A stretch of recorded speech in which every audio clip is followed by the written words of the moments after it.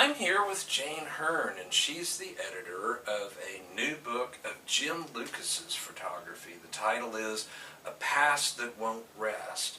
Jane, thank you so much for coming to Jackson and talking with us about this book. Thank you for having me. Great. Tell us, Jim Lucas was your husband. Yes, he's my late husband. Late husband. He passed away in 1980. Okay. And these photographs are just one part of his really extraordinary career as a photographer. These photographs are from Mississippi at what period of time?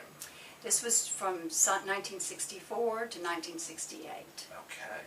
And he was, this is the thing that blows my mind, he was how old when he started taking these photographs? Probably 19 or 20. Wow, wow.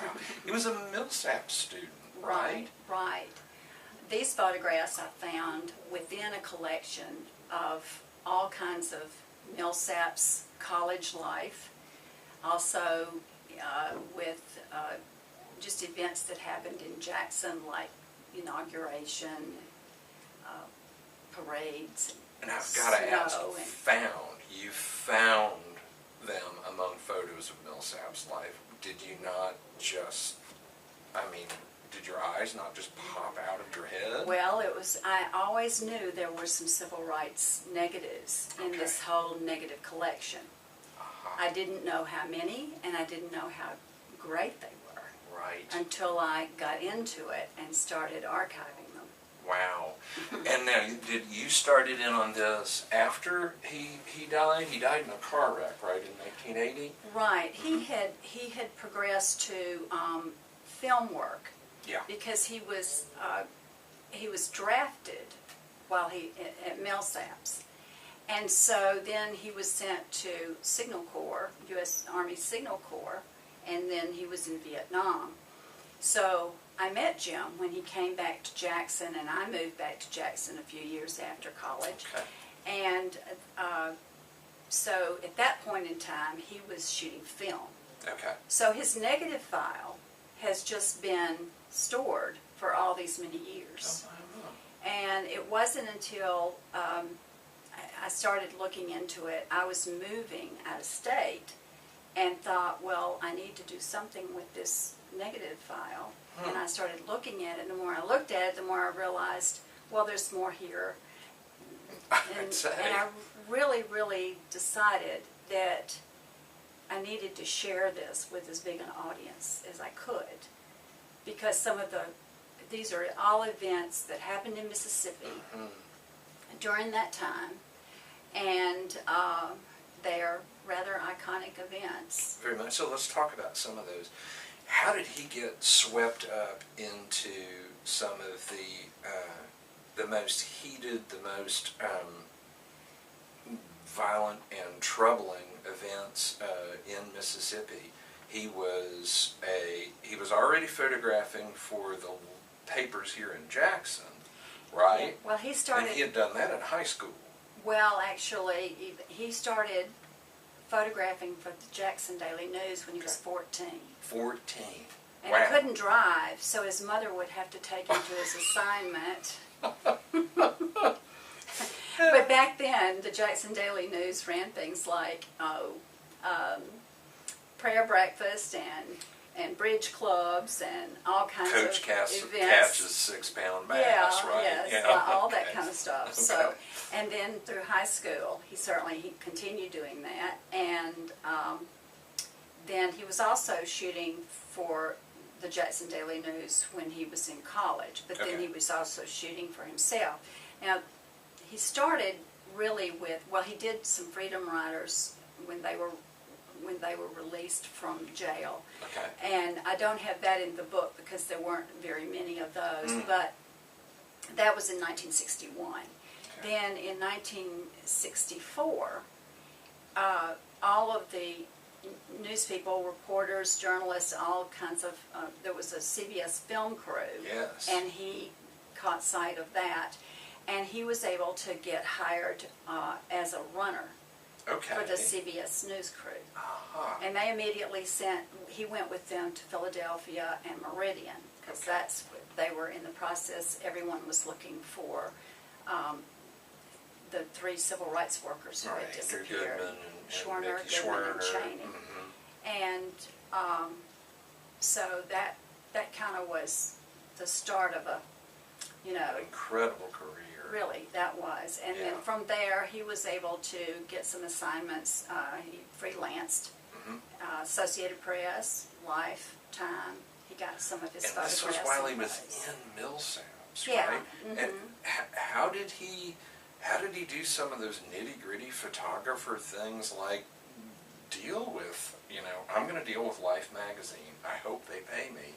Right? I mean, he's so young. Oh, well, did he have someone to take him under wing and say, Jim, don't let him do this to you? Well, he had been going to conferences, photographers' conferences and such, when he was in high school. So he just, he had been doing this so long that his technical ability was good. Yes. He also was a lab man at Jackson Daily News. So, and he also shot some camera footage down at WLBT. So he was really getting around. Okay. So he was schooled up by the time Life magazine came. Right. Okay, that's good. So his technical ability, plus he just had a drive. He had a tremendous drive to. He wanted to be a photojournalist at that point. He wanted to tell the story. Now, he had really incredible stories to tell, because not only was he in Philadelphia during the search for those murdered civil rights workers, but when Robert F. Kennedy came to Mississippi, I thought it was very, very interesting that Jim was the kind of photojournalist who stuck around after all the hot shots, jumped back on the airplane and went back to New York. And Jim was with Kennedy at what seemed to me the most intense moments of that visit of Robert F. Kennedy to Mississippi. That's right. There were 4 senators that came, and Marion Wright, who is now Marion Wright Edelman, she invited Kennedy to go the next day to the Delta to see how distressed and how much poverty there was there. And Senator Clark and Senator Kennedy were the 2 that went. The other 2 did go back to New York, or go back to Washington, I suppose. Okay. Anyway, so Jim flew up to Greenville, and I don't know exactly whose plane he was in, but the shots there are from the around Greenville area. Okay. Well, and tell me about the one shot that I think is one of the best photographs of Robert F. Kennedy anybody ever took, and it's that one in which Kennedy is, he's at a microphone, he must be at either a conference talking or listening to somebody in a hearing, and he is framed in this halo of light that's just backlit, and it's searing. It's so beautiful. What was that background behind that photo, and what was going on? Well, I think that was just simply a photo at the hearings. Okay. And several of the photos, you could tell that it was very dark in there. They were shooting live television, which was a big deal in the day. And then there was a whole group of film photographers, just a whole press area. And I guess they had the lights out, and then they had these, some of the senators had on sunglasses because the lights on their table, were so strong.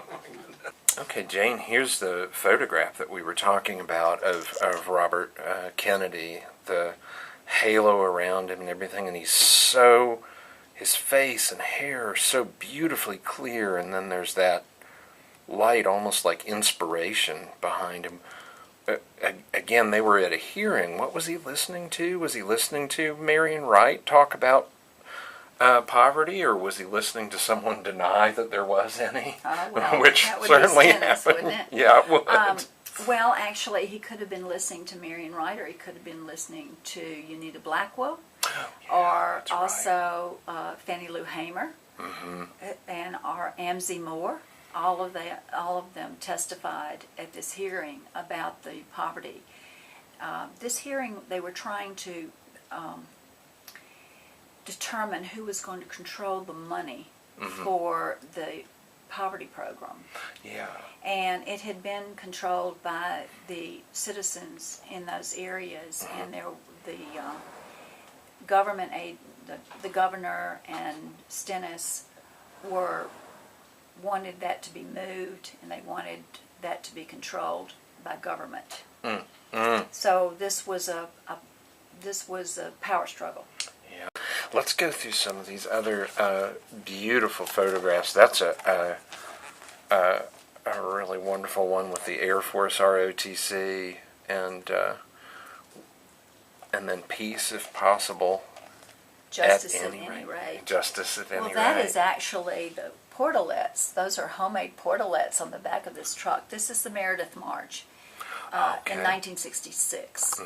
And as you know, Meredith was shot like the first day of the march, first or second day, and was in the hospital. And he was going to have this march by himself, and the march was to sign people up to vote. That was the mission. And then when he went to the hospital, people started coming in from everywhere, and just to continue it, well, it's a 2-week march. And one of the things that Aram Gazouzian, who is the contributor who wrote the introduction to this chapter, he talks about the fact that this just became a grassroots project, and people just chipped in. People came from everywhere and marched. Sometimes they'd march a day, sometimes they would overnight, and people let them eat in their homes or brought food. They really didn't have a logistics expert to do any of this. It just kind of fell into place. So that's how those portalets happen to be homemade.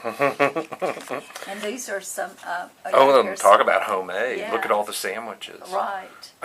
Right. Bologna sandwiches. I've got to go back to this photograph that we were hitting right there. Throughout the book, Jim is so great, not just at light, but at framing story. There's so much story right there, because these are the marchers, and they're singing and they're clapping, and that's someone who lives there in Benton, Mississippi, right? And you can see how proud they are this is happening. And clapping along with that is no small matter, because someone seeing you might say, okay, well, we're gonna make sure they have a tough time later, right? Well, that's right. That's what the whole voting issue was around. Everybody that went to register to vote really took were quite vulnerable. Very. Because a lot of people lost their jobs or lost their homes. There were forces at work that were evil. So anyway, you see, this is in 1966, and that is, the Voting Rights Act was in 1965, so, that had opened up voter registration a little bit. Yeah. It had gotten rid of the literacy test and the poll tax. I just love that framing, though. I mean, there's so much story there, and You've got multi-generations there. You do. Now, at the very beginning, is this in Philadelphia? Yes, that shot That's is Freedom School? at the Freedom School that Rita and Michael Schwerner had opened this Freedom School in this Meridian. And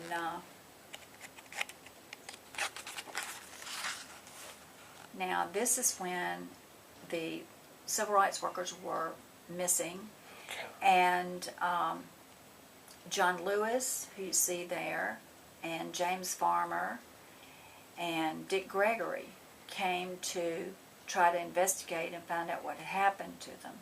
Well, you can see the body language in these photographs is just amazing. And they're at the Neshoba County Courthouse in Philadelphia, and they are being ushered out. Yeah, nobody looks happy in that photograph. Go to the next one with the, look at that one. I mean, there's some set jaws in that. There's some set jaws. And you'll notice that Dick Gregory in the front, and just behind him is Cecil Price, who actually, of course, was the person who turned the three over to the Klan. Now, let's talk a little bit more about Jim and about the things that he did after these. The book ends what year, more or less? This is a slice from, what, 64 to... 67. To 67, okay. And after that, as you said, he was drafted into Vietnam, and you underplayed that a little bit. He was not just drafted, but he was awarded. He was named one of the bravest and best photographers in that Signal Corps. Yes, he did. 1969. He was Military Photographer of the Year. Yeah, wow. And he was not, I mean, he wasn't taking soft pictures. He was taking pictures where bullets were flying, right? No, that's Okay. not right. He was a non-combat photographer. Okay. So the type of things that they were taking were things like, might be putting in an infrastructure, or they were putting in, say, guns or battalions or something. I don't know what you call it. Okay. But in this particular, then there were some humanitarian type of things, which is what won that award. It was called Allied Troops and Private Groups Aid Saigon Blind Girls. Oh, wow. So it was a story about our troops and how they were helping the people in Vietnam. Okay, good. Those kinds of things. And yeah, and then of course when the brass would visit and things like that, you know, they would film that. So. Right. Now, when he came back to America from that, did he continue with black and white photography, or did he move into film reel photography? Well, he was, by that time, he had his eye on film, and this is before video. So he came back to Jackson with the idea of being, you know, to see what he could do in film. So that's about the time we met, and let's see. We worked on the Mississippi State playback show. Do you remember when they used to have playback shows? Wow, yes I do remember playback shows. Wow. And advertising, and some UPI would call and send, and NBC, he was kind of freelancing for them, and he would go on stories. He had 2 stories with 60 Minutes. Oh my. And then he just worked and built up. And his first film, feature film he worked on, was Thieves Like Us. I don't know if you remember Bob Altman in Greenwood. He didn't work on the camera crew at that point. He was like working with the electricians, but he got the bug then, and then he wanted to work on feature films. So he was able to work on quite a few feature films, and he was on location when he was in an automobile wreck. Okay. Now, you then, encountering all these negatives, the first thing that you did was not necessarily a book. The first thing that you did was to find a place for these to be exhibited so that people could see them. Is that what your first step was? Tell us a little bit about that journey. Well, I really wasn't quite sure how I was going to do this, but I spent some time at Archives and History, Mississippi Department of Archives and History. I did a little work for them and did some volunteer work for them. And they were very kind and showed me how they archive. So I was entering photographs and kind of up in that environment, which is very wonderful. Yeah. And but I didn't know how I was going to do it. A mutual friend said, well, you need to call Red Morgan. Well, Red Morgan was a person that I went to high school with, but I didn't know him very well. Okay. But we had this mutual friend, and I called Red Morgan, who is a professional photographer, photojournalist himself. Okay. He lives in Florida. Okay. And so I said, well, I've got this idea that I want to archive these photographs, and I'm going to need somebody to help me with the technical part of that, because these were old vintage negatives.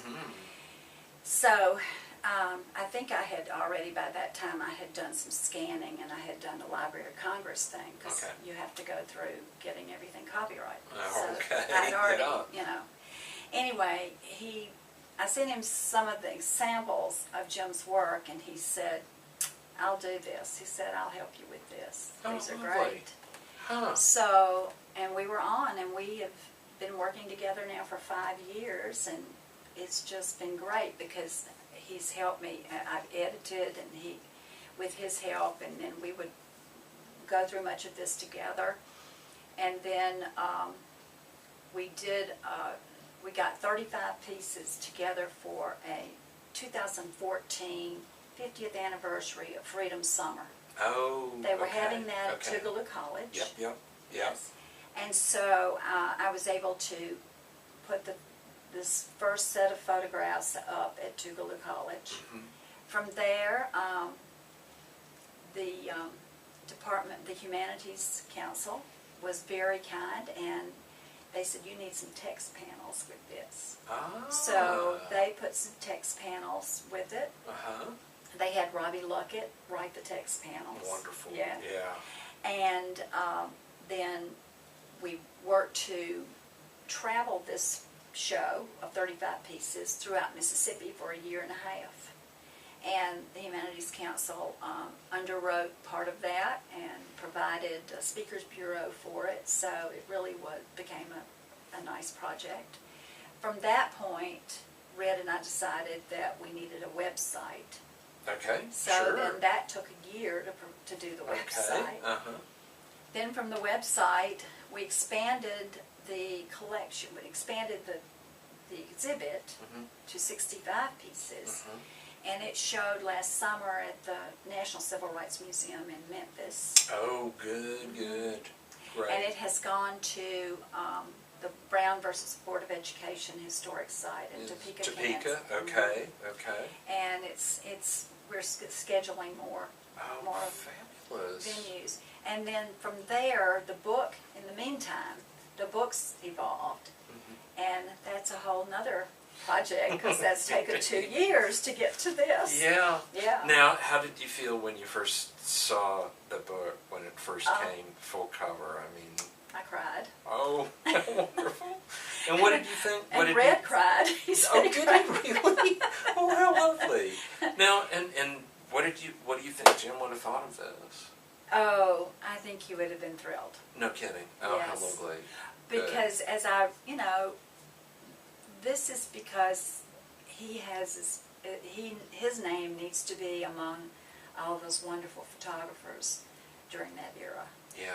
Oh, and there were some really great ones down Mm-hmm. here. So, I mean, when he was there as a Millsap student, he was, shouldering in with some really incredible. Right. Do you remember Jack Thornell? He shot for the Jackson Daily News, and then, Oh, of course, wow. he's the one that had the iconic photos of James Meredith being shot. Mm, yes, Uh-huh. and we published some others. So this brings so many things full circle. It's just really great, and Yeah. I'm so glad you had a minute to sit down and talk with us. We've been talking with Jane Hearn, and this is the wonderful book that she edited of Jim Lucas's photography, The Past That Won't Rest. So thank you, Jane. Thank you.